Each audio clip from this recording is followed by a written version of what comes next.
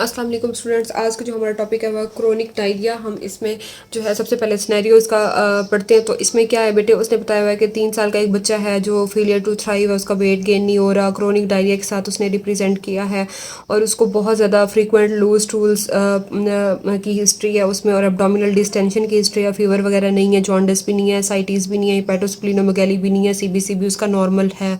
तो बेटे जब भी क्रोनिक डायरिया का जिक्र होगा तो वो यही बात करेगा कि 2 वीक या उससे ज़्यादा जो है उसको स्टूल्स की हिस्ट्री होगी, लूज स्टूल्स की। तो बेटे डायरिया की डेफिनेशन हम सबसे पहले पढ़ते हैं। तो इसमें क्या होता है, excessive loss of stool water and electrolytes. इसमें क्या हो रहा होता है कि वाटर और इलेक्ट्रोलाइट्स का लॉस हो रहा होता है। इन्फेंट्स में क्या होता है, स्टूल वॉल्यूम जो है वो ग्रेटर देन 15 ग्राम पर केजी पर डे होता है, और इन चिल्ड्रन में क्या होता है, ये जो है 200 ग्राम तक हो जाता है। क्रोनिक डायरिया को हम किस तरह से करेंगे, हम तभी उसको लेबल करेंगे क्रोनिक डायरिया जब उसमें 2 वीक या उससे ज़्यादा की हिस्ट्री होगी और वो तब तक वो प्रसिस्ट करे, तो हम उसको कहते हैं क्रोनिक डायरिया। अगर डायरिया इन केस 2 वीक से ज़्यादा जो है परसिस्ट कर रहा हो तो तब हम उसको लेबल करते हैं क्रोनिक डायरिया। पैथोजेनेसिस में बेटे उसने बताया हुआ है कि किस तरह से डायरिया होने के चांसेस हो सकते हैं। आइदर कोई सेल ट्रांसपोर्ट सिस्टम जो नॉर्मल होता है उसमें कोई डिस्टर्बेंस आ जाए तो बेटे तब हो सकता है। अब नॉर्मली सेल ट्रांसपोर्ट सिस्टम क्या कर रहा होता है, वाटर, इलेक्ट्रोलाइट्स और न्यूट्रिएंट्स वगैरह को ट्रांसपोर्ट कर रहा होता है। अगर इन केस इसमें कोई मसला आ जाता है तो बेटे डायरिया होने के चांसेस होते हैं। या अगर सरफेस एरिया जिस जो कि नॉर्मली एब्जॉर्प्शन के लिए अवेलेबल होता है, अगर उसमें कोई डिक्रीज़ आ जाता है तो उससे भी बेटे चांसेस हो सकते हैं। उसके अलावा क्या होगा, अगर कोई इंटेस्टाइनल मोटिलिटी वगैरह में इंक्रीज़ आ जाता है तो उससे भी जो है, जैसे आई इन्फ्लेमेटरी बाउल सिंड्रोम है या थायरोटॉक्सिकोसिस वगैरह है, तो उससे भी जो है डायरिया हो सकता है। और अगर जो है अनएब्जॉर्ब्ड ऑस्मोटिकली एक्टिव मॉलिक्यूल्स हो इंटेस्टाइनल ल्यूमन में, लाइक सॉर्बिटोल वगैरह हो गए, तो वो भी जो है अनएब्जॉर्ब्ड जो ऑस्मोटिकली एक्टिव मॉलिक्यूल्स हैं वो भी करवा रहे होते हैं, वो वाटर को अट्रैक्ट करते हैं अपनी तरफ, जो डायरिया करवाते हैं। अच्छा, इंक्रीज इन इंटेस्टाइनल परमिएबिलिटी, जिसकी वजह से क्या होता है, लॉस ऑफ वाटर होता है, इलेक्ट्रोलाइट्स होता है। तो बेटे ये सारी इसकी पैथोजेनेसिस में हमने क्या पढ़ा, सेलुलर ट्रांसपोर्ट में कोई मसला है, एब्जॉर्प्शन में कोई मसला हो गया है, इंटेस्टाइन की मोटिलिटी इंक्रीज हो गई है, या अनएब्जॉर्ब्ड एस्मोटिकली एक्टिव मॉलिक्यूल्स थे, उन्होंने कुछ जो है वाटर को अट्रैक्ट करवाया और जो है उससे भी डायरिया हो सकता है। या इंटेस्टाइन की जो परमिएबिलिटी है वो बहुत ज़्यादा इंक्रीज हो गई, जिससे क्या हुआ, लॉस ऑफ वाटर, इलेक्ट्रोलाइट्स हुए। अच्छा बेटे, अब डायरिया जो है वो बेसिकली क्रोनिक डायरिया 2 तरह का होता है, एक होता है ऑस्मोटिक और दूसरा होता है सेक्रेटरी। अब हम पढ़ेंगे कि किस तरह से ऑस्मोटिक और डायरिया, सेक्रेटरी, हम किस तरह से उसको डिफाइन करते हैं। तो बेटे जो ऑस्मोटिक डायरिया होता है बेटे, इसकी जो सबसे मेन वो कहेगा कि ये वाला डायरिया जब हम फास्टिंग करवाते हैं, जब हम उसको उसकी फीडिंग वगैरह को रोकते हैं, तो तब जो है ये डायरिया ट्रीट हो जाता है और कंडीशन बेहतर हो जाती है। Diarrhoea that stops when feeding और मेडिकेशन इज़ डिसकंटिन्यूड, ठीक है। तो स्टॉप्स विद फास्टिंग, तो इसमें ये होगा कि जब हम फास्टिंग करवाएंगे तो डायरिया खुद ब खुद ठीक हो जाएगा। इसमें कहाँ डिफेक्ट आता है, ट्रांसपोर्ट डिफेक्ट आ सकता है, अनएब्जॉर्ब सब्सटेंसेस की इंजेक्शन में, माल डाइजेशन में, स्टूल एग्जामिनेशन जब हम करेंगे तो हमें क्या होगा, वाटरी, एसिडिक, रिड्यूस सब्सटेंसेस नज़र आएंगी और कोई स्टूल लिकोसाइड्स नहीं होंगे। सेक्रेटरी डायरिया में क्या होता है, वो डायरिया जो कि परसिस्ट कर रहा हो, अगर पेशेंट जो है उसकी जो है फास्टिंग जो है, इसमें क्या होता है, इसमें जो है पेशेंट जो है वो फास्टिंग से जो है ये इम्प्रूव नहीं हो रहा होता सेक्रेटरी डायरिया।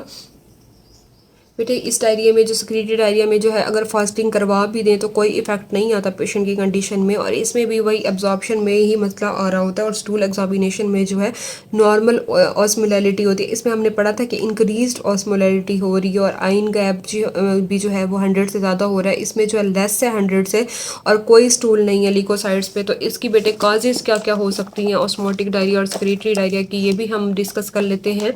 ऑस्मोटिक डायरिया में बेटे हमने कहा कि एक्सेसिव अगर सॉर्बिटोल इंजेक्शन हो रही है, लाइक फ्रूट जूसेस का वो ज़रूर जिक्र करेगा सिनेरियो में कि पेशेंट है वो काफ़ी अरसे से जो है फ्रूट जूसेस इस्तेमाल कर रहा है, या उसको कोई इंटेरिक इन्फेक्शन हुआ है लाइक साल्मोनेला या जार्डिया वगैरह, तो प्रोटीन एनर्जी माल न्यूट्रिशन भी हो सकती है, कोई फैटी स्टूल्स आ रहे हैं उसको। या सीलिक डिजीज़ का पेशेंट हो सकता है, काऊ मिल्क एलर्जी हो सकती है, या एंटीबायोटिक्स ज़्यादा ले रहा है, कोई ओवर ईटिंग की हिस्ट्री हो सकती है बेटे। और इसमें जो है क्या होता है, इसमें जो है लैक्टोज इंटॉलरेंस की जो है वो लीड कर सकता है, ये भी एक काज हो सकती है। क्रोन डिजीज़ हो सकती है, सिस्टिक फाइब्रोसिस, लैक्सेटिव्स, हाइपरथायरॉयडिज्म। और सेक्रेटरी डायरिया में बेटे क्या होता है कि बैक्टीरियल ओवर ग्रोथ की वजह से होगा, या हार्ट स्प्रंग डिजीज़ जो है उसकी वजह से हो रहा है, या टी सेल इम्यूनो डेफिशिएंसी अगर पेशेंट में, या इम्यूनो एडहेरेंट है एस्क्रिशा कोली से। तो ये बेटे सारी जो है इसकी काजिज़ हैं। अब मैं इनके एक दो सिनेरियो आपको पढ़ के दिखा देती हूँ। ऑस्मोटिक डायरिया में हम किस तरह से, उसने बताया हुआ है कि एक 5 साल का बच्चा है, उसको क्रोनिक डायरिया है 1 साल से। वो और जो है उसकी जो उसमें जो स्टूल्स उसकी जो हिस्ट्री है वो stooling 5 times a day, passing loose watery stools every time. ठीक है। Diarrhoea is associated with crampy central abdominal pain usually after eating. ठीक है। ईटिंग के बाद होता है, और कब होता है, जब वो एक्सेसिव अमाउंट ऑफ जूसेस ले रहा है और विद हिज डाइट। उसके अलावा discontinuation of juices for weeks result in complete improvement. तो बेटा ये सारी बातें पूरी हो रही हैं ना ऑस्मोटिक डायरिया की। हमने उसमें कहा था कि वो जूसेस की हिस्ट्री हो सकती है, और ये जो है फास्टिंग से इम्प्रूव हो जाता है। जब हमने उसके जूसेस वगैरह डिसकंटिन्यू करवाए तो तब जो है वो इम्प्रूव हो गया। ठीक है। डायरिया, और उसके अलावा जो है ईटिंग के बाद की हिस्ट्री है उसमें। अच्छा, उसमें जो है ऑस्मोटिक डायरिया और जो है सेक्रेटरी डायरिया जो है, इसको हम क्या कहते हैं, इसको हम टोडलर्स डायरिया भी कहते हैं बेटे। इसमें जो है वो हिस्ट्री होगी 15 महीने का बच्चा आया। ठीक है। 5 मंथ की हिस्ट्री है। उसमें क्या होता है, वो बहुत ज़्यादा स्टूल्स पास कर रहा है, और कंटेन क्या food particles, growth and physical examination is normal. इसमें बेटे स्टूल फ्रिक्वेंसी का वो जिक्र करेगा कि 5 दिन में 5 या उससे ज़्यादा है। उसके अलावा जो है डायरिया वाटरी होगा, लार्ज वॉल्यूम होगा, और डायरिया जो है कभी भी किसी टाइम हो सकता है अगर सेक्रेटरी डायरिया होगा। और ये कोई इसमें इम्प्रूवमेंट की बात नहीं करेगा कि ये कंडीशन से अगर फास्टिंग वगैरह करवाइए तो इम्प्रूव हो गया, तो इसमें जो है इम्प्रूव नहीं होता ये डायरिया। इसमें नॉर्मली जो है हॉस्पिटलाइजेशन की ज़रूरत पड़ती है बच्चे को। आईवी फ्लूइड्स वगैरह हम लगाते हैं तो तब भी जो है उसकी डिहाइड्रेशन जो है करेक्ट होती है। ये बहुत छोटे बच्चों में होता है, और ये जो है थोड़ा सा बड़े बच्चों में, और जो लाइक मिल्क वगैरह या वीनिंग वगैरह पे हों तो उनमें जो है हो सकता है। आई होप कि आपको अंडरस्टैंड हो गया होगा ऑस्मोटिक और क्रोनिक डायरिया क्या होता है, और क्या क्या काजेज़ हैं इनकी, और क्या पैथोजेनेसिस है क्रोनिक डायरिया की। बेटे बहुत इंपॉर्टेंट टॉपिक आपने अच्छे से करना है। आई होप कि आपको अंडरस्टैंड हो गया होगा। Thank you.